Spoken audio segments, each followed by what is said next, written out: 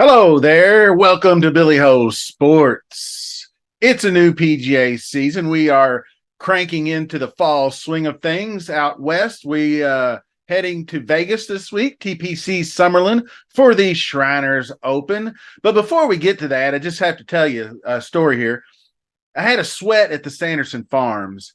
I was just kind of going through watching football Sunday afternoon, checking in on the scores, not think of anything really. And I'm watching my boy Oberg. And let's just settle it right now. It's Oberg if you're American. You can pronounce it any way you want to correctly overseas, but quit trying to be like that. Oh, I don't know, the news anchor who suddenly turns Latino when pronouncing a country like don't do that. Just use the American pronunciation. It's Oberg. It's you don't have to say Aberg, but it is pronounced Oberg if you're American. So that out of the way. And his nickname is Ludi for Ludwig. So my American pronunciation that's going to be Luda, as in ludicrous. So get back, motherfucker. You don't know me like that, and you don't know him like that. So just pronounce the name the way you should. Just be an American, Oberg, and move on. Anyway, I got him at 50-1. And he was 3 shots back to Griffin at the time. I forget how many holes. He was on maybe hole 14 or 15. I can't recall. Could have been a huge payday. It would have been four figures. Because I was really stunned. Actually, I went back and I thought, well, I don't know. It's probably a long shot at best. And then I go back and I look, and Griffin and Zhang Young Do tank the 18th hole, and we got a 5-way playoff. So if you tell me you're going to give me Oberg at 50-1 and put me in a 5-way playoff, sudden death, got to take that. But them's the breaks. I give a lot of credit to Oberg because after that huge week, his first Ryder Cup, just got on the PGA Tour, played outstanding at the Ryder Cup, celebrating with all his guys over in Rome. I mean, and then you jump on a plane and head back to Jackson, Mississippi to play in the chicken tournament. I mean, that's just crazy. And he said he made the commitment. He's sticking to it. So a lot of credit to him. And he could have just tanked it, but he didn't. So he actually guts it out and he got into that playoff. So unfortunately, he couldn't get the birdie on that first playoff hole. But congratulations to Luke List. Anyway, that was a hell of a great performance by him. So getting into it, Billy Ho contest is out. We need to start getting more people in it. I know fall swing's tough on people playing NFL and whatnot, but let's get that thing done. Also, always remember Thursday morning before lock, save a couple of bucks for some late entries on some overlay. I caught some late action overlay myself and almost took down a GPP. If actually Aberg would have won the golf tournament, I would have. So that's all right. We move on. And like I said, this week we're at Shriners, TPC Summerlin, fabulous Las Vegas. Subscribe to the channel, smash that like button. You know what to do. I put up the to-do list. There's only 2 things. Join the contest, subscribe to the channel. Then you can go ahead and smash the like, leave comments, and all that other good stuff secondary. So let's get it. All right. TPC Summerlin, 7,255 yards, par 71 golf course, designed to produce low scores. We're playing at altitude, so all 3 of the par 5s are going to be reachable in 2 by most everybody. 74 square foot bent grass green complexes, large, fairly flat, very receptive. So you're definitely going to have to get your putter on like you did last week. 35 yards wide on average fairways, pretty generous there. Distance is going to be less of a factor this week. Accuracy is more important to me because people are going to be hitting farther in elevation anyway. And also, really, it's not so much accuracy as it is avoiding, as you can see, a lot of these desert land waste areas. You get into them and you're in trouble. You're going to have to be using some sort of foot wedge or something to kick the ball out of there, like us normal golfers would do. And that's really the only trouble. If you can keep it away from those waist areas and getting in those real prickly positions, you're going to be fine.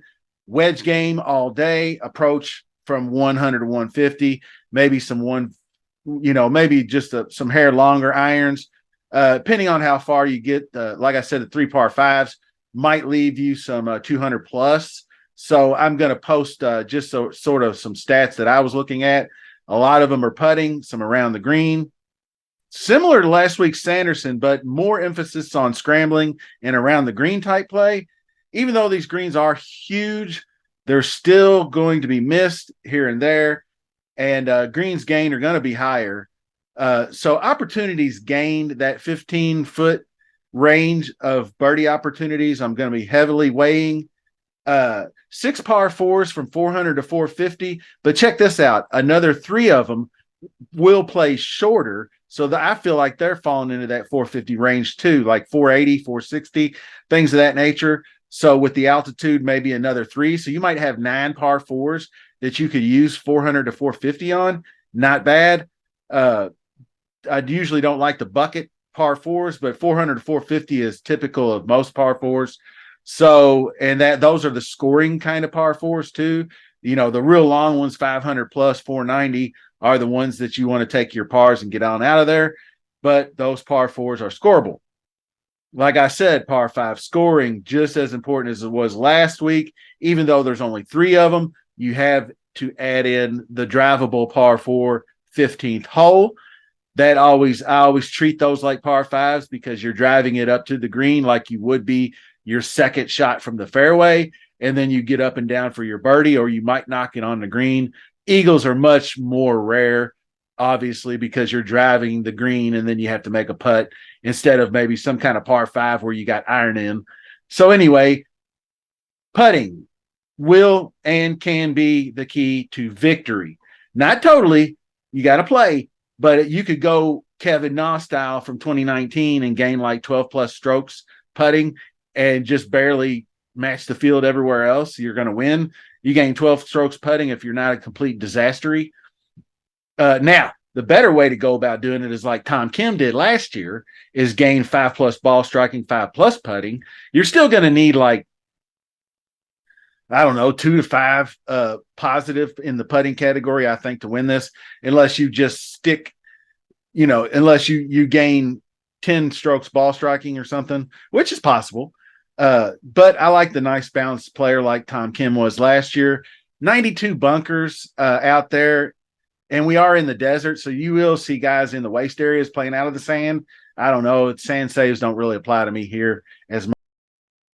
Okay, now that we're through with the course preview, I want to dig into some stats a little bit more. This is Rick Run Good site here, and you can see how kind of like the putting stats and the same ones I use, but he said something interesting in his preview video about the bonus putting, and that's something he has on his custom model over here. So what I did was I just kind of did a balance of a lot of the different things that I've talked about. But when it came to putting, well, I did some strokes gained easy, obviously. All right, so I did bent grass, obviously. Here's your putting inside 10 feet, 10 to 15, a little bit of that. The bonus putting is putts made from 20 plus feet, and then putts made from 5 feet or inside. And also approach putt is kind of that too, is how close you get your average distance after your first putt, which is always a good sign because you want to avoid 3 putts. So that's kind of what I would put in there for 3-putt avoidance, approach putting, if you're on Rick's site. But the bonus putting, 20 plus, inside 5 feet is pretty cool. And then I got the 400 to 450, like I said. Par 5, all these guys are good at par 5s. They make their living on par 5s for the most part, so I didn't really key in on any stats for par 5s. Just hopefully these other stats like I do got a little bit so I wanted to look at par 5s, so I did make that up. Around the green, I didn't do anything there. Opportunities gained, like I said. Birdie or better, obviously fantasy points. I might change things around. I always like to play around with this, add in some implied win percentage sometimes. But up here, I wanted to do the last 100 around the green. That just gives me an idea of all these guys who's good around the green and has been. The other thing was just a weighted strokes gained approach for strength of field purposes. And I did 40 recent rounds because that's, just kind of the roundabout thing to do. Now, some more things that I wanted to get into as far as players go. And I think you can see my man Coley Cole up here, number one. We played him last week, and he did okay, but he was a little bit too overpriced. We kind of had a minor discussion. I wanted to wait to see how he did. I didn't want to play 18-1 on a bet. So I thought live betting would work better, which I'm glad I laid off of live betting because Eric Cole was really awful off the tee last week. And that's probably one of the weaker part of his games.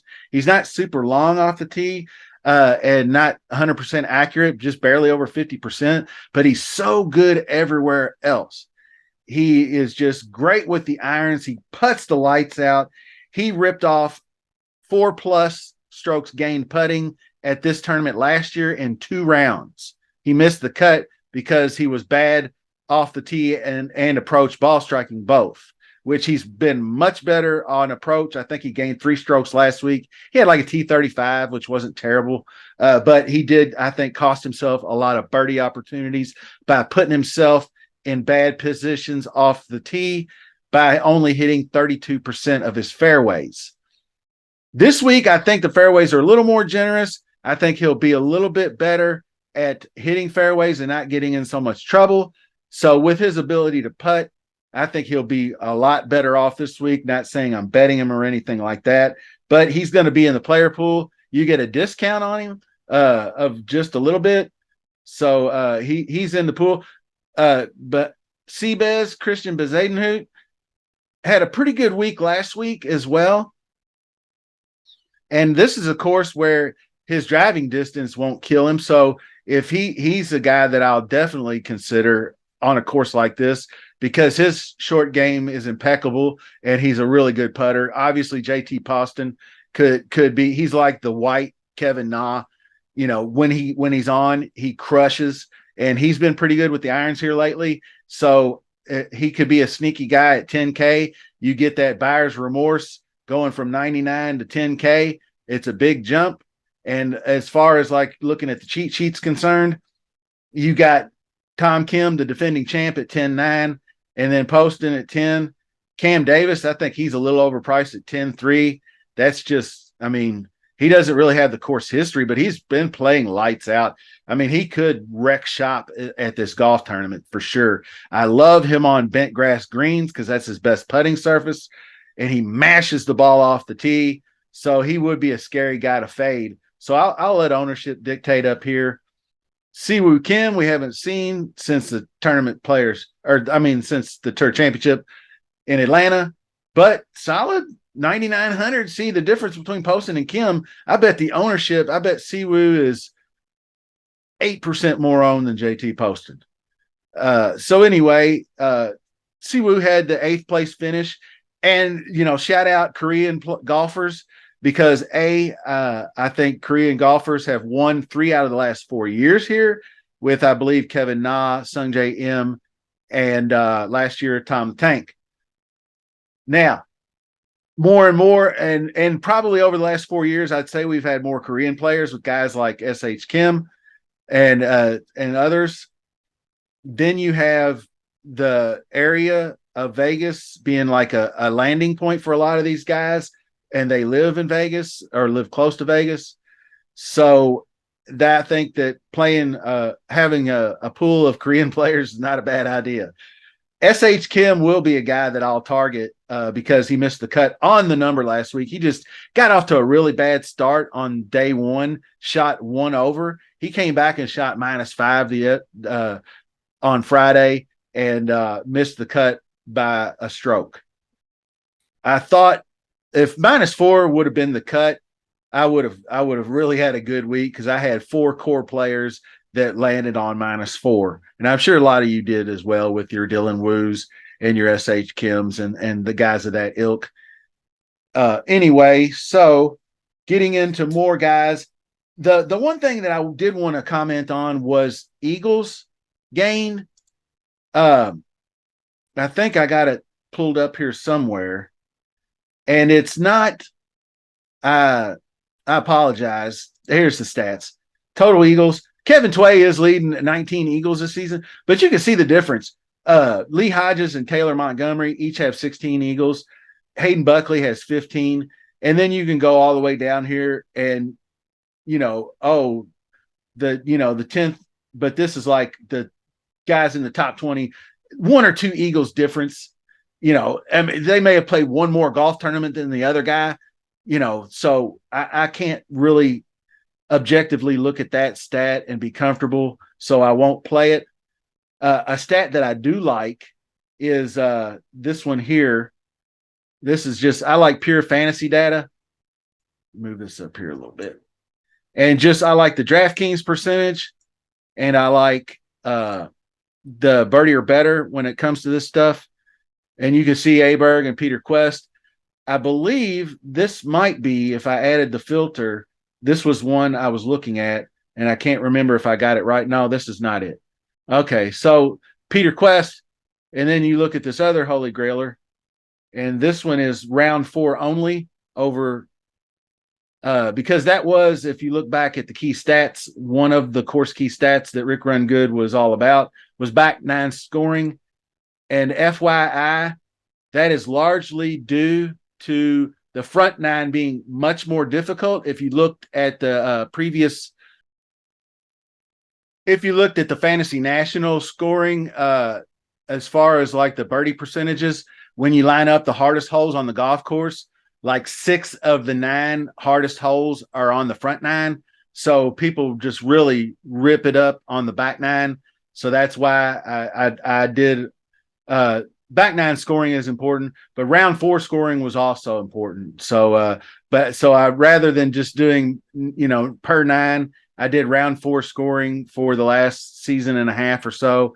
And I filtered it by the DK percentage. I feel like that's where they come through for you. And then I always, compare that to birdie or better. So you got Højgaard up here. You got Kevin Yu. Kevin Yu is also a lot of opportunities gained, but he's a really poor putter, but he still makes a lot of birdies. So if you could catch him on a good putting week, you will get paid off on Kevin Yu. But if you catch him on a bad putting week, you're missing the cut. He's not one of those, not without his best stuff. He putts and makes the cut, or he doesn't putt and misses the cut. That's just the impression I get. Taylor Montgomery might be coming around. He might be in play here. 5 birdies or better on Sunday. I like guys that show up on Sundays. Coley Cole. I believe Peter Quest is one of them. Peter Quest is also very good at this other Holy Grail stat that we're looking at here. And this is just starts on the season. I wanted to see DraftKings percentage, birdie or better. And so Aberg, Quest, Montgomery, Cole, all these guys. And some of it might be old stats if you're not careful, but keep on the lookout for that. But I love those guys. And Adam Shank was another one I have interest in. He's a masher. He's got good course history here. This is my favorite course history one here from Golf Betting System. So Adam Shank, 12th, 3rd, 27th, 18th, and he's been playing really, really good. He almost won a couple of different times this year, and so maybe this is his week. Adam Hadwin has great history here. See, these locate. It's going to be hard if you're going to go up here, and we can finish off doing lineup construction. But if you're going to go up top and even try, you can't do 2 up top and then get one of these guys down here. So I have a feeling that it's not going to be hashtag fade the 10K guys. Oberg might be lower on this week. It's going to be hard to say. Hard to back that effort up, but if you start plugging in guys like we'll start with Oberg, and then now you can do, if you just jump right down, you can jump down and grab Shank because you got 7,400, and then hopefully you can find guys down in here. I know Sneds has been playing pretty good. Nobody will play Brant Snedinger, so if you want to go back to the cheat sheet and just take a quick glance way down here and see if there's any. The first thing I like to do down here is see if anybody's positive in fantasy points gained, and then I'll start looking like Kevin Roy, and then I'll look and see if they're well. You've got one. At least he's seen the course, but he's missed a ton of cuts. He is very accurate, but not really good approach game. He could be a good fit here. He's even putter, but he's been a while since he's sniffed a weekend, so that's a tough call. But you go further down, see all these guys are losing. But if you can find a guy down here that might have just a couple of good finishes and maybe some recent form, Russell Knox, not good finishes here, but decent recently. He's not a guy I like to play a lot, though. Lanto Griffin, 6,600. Bounced back week last week. I think he might still be slightly under the radar. And 6,600, let's give him a go. And we'll find some Lanto. And then see, that bumps you right up to 77, which means you can go jump in here and look at one of these guys like Quest. I'm always down to go on a Quest.